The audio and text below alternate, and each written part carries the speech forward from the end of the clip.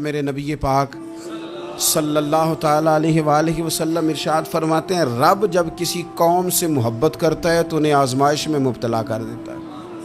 پھر فرمایا اگر وہ اس پر صبر کریں، اللہ کی قضا پہ راضی رہیں تو پھر اللہ بھی ان سے راضی ہو جاتا ہے، اور اگر وہ ناراضگی کا اظہار کریں کہ یہ مصیبت کیوں آئی تو پھر اللہ بھی ناراض ہو جاتا ہے۔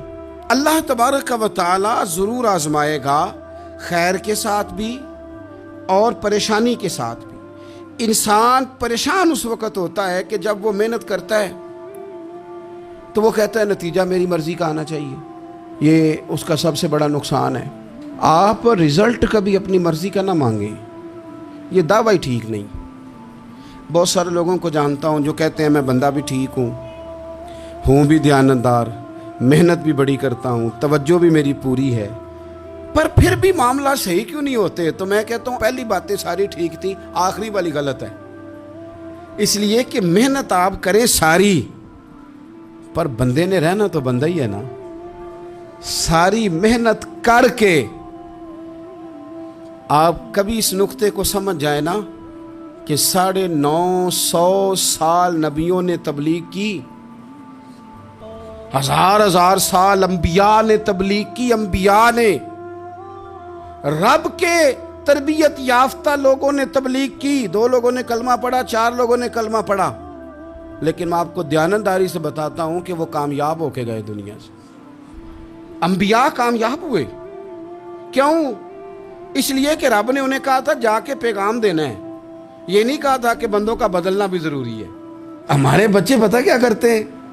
وہ فٹافٹ نہ پریشان ہو جاتے ہیں۔ نبیوں کے ذمہ تبلیغ کرنا ہے، یہ ان کا ذمہ نہیں کہ لوگ ضروری کلمہ پڑھیں۔ ہدایت تو رب کریم کے دستے قدرت میں۔ انبیاء خلوص سے، للہیت سے جد و جہد کرتے رہے، لیکن انہوں نے یہ نہیں کہا کہ مالک اتنی محنت کی ہے بندے ٹھیک ہی نہیں ہوتے، یہ نہیں کہا انہوں نے، اس لیے کہ جو ان کی ڈیوٹی تھی انہوں نے ڈیوٹی صحیح کی۔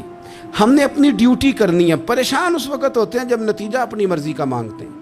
نتیجہ نہ اپنی مرضی کا مانگے، رزلٹ نہ اپنی مرضی کا مانگے۔ اور جناب پیر صاحب میں فلانا وظیفہ بھی پڑھتا ہوں، فلانا وظیفہ بھی پڑھتا ہوں، فلانا وظیفہ بھی پڑھتا ہوں، دل نہیں صاف ہوتا، تو میں نے کہا یہ تو اللہ نہیں کر رہے ہیں۔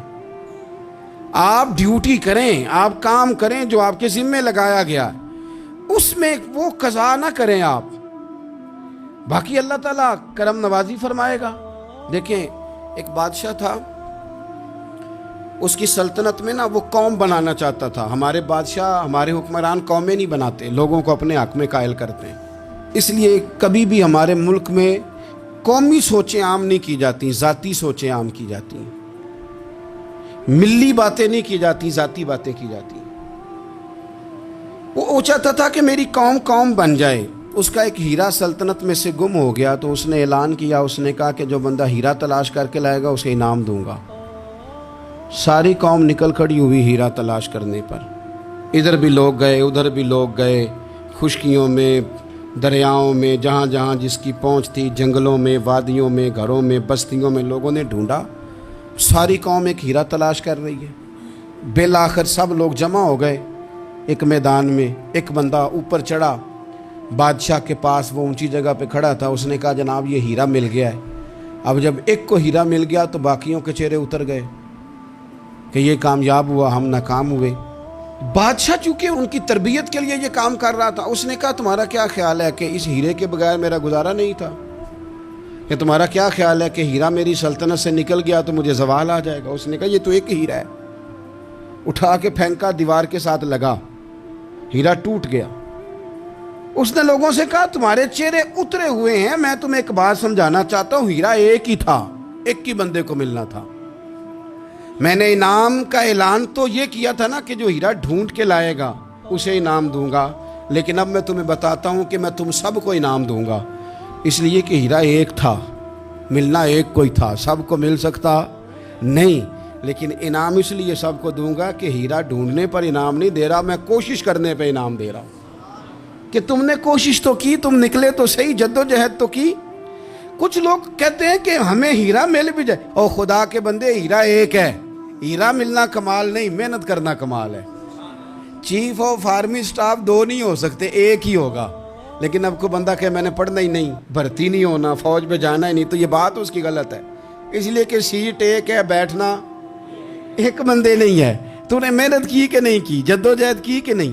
اصل کام یہ ہے کہ ہم نہ تیار نہیں ہوتے۔ اللہ فرماتے ہیں میں نے آزمانا ہے، میں نے آزمانا ہے، تم نے سفر جاری رکھنا ہے، لیکن یہ ضرور یاد رکھنا کہ وَإِلَيْنَا تُرْجَعُونَ، لوٹ کے تمہیں میرے پاس ہی آنا ہے۔